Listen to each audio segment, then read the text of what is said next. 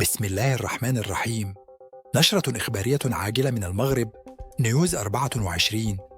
في قرار تاريخي غير مسبوق، أعلن الديوان الملكي المغربي اليوم عن تعليق شعيرة ذبح الأضاحي خلال عيد الأضحى المبارك لهذا العام 1446 هجري الموافق 2025 ميلادي في جميع أنحاء المملكة المغربية.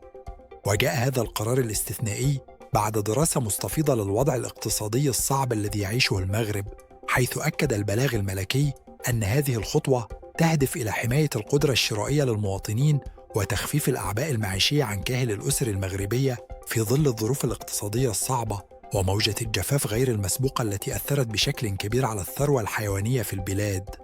وبحسب المصادر الرسمية، فقد سجلت أسعار المواشي ارتفاعاً قياسياً تجاوز 60% مقارنة بالعام الماضي، مع نقص حاد في المعروض وصل إلى 40%، مما جعل اقتناء الأضحية أمراً صعباً بالنسبة لغالبية الأسر المغربية.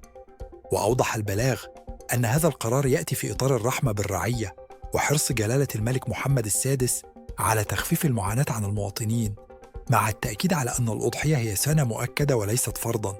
كما أعلن عن حزمة من التدابير المصاحبة تشمل منح مساعدات مالية وعينية للأسر المعوزة وتعزيز الرقابة على أسواق اللحوم لمنع أي استغلال أو احتكار، وتوفير بدائل غذائية بأسعار مدعومة.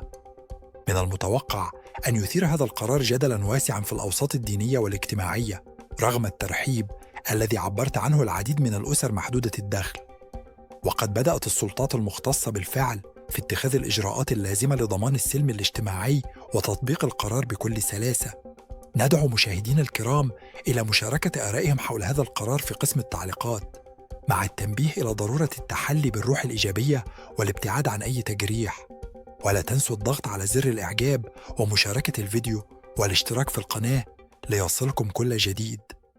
هذا والله أعلم، وإلى لقاء قريب في نشرة إخبارية جديدة.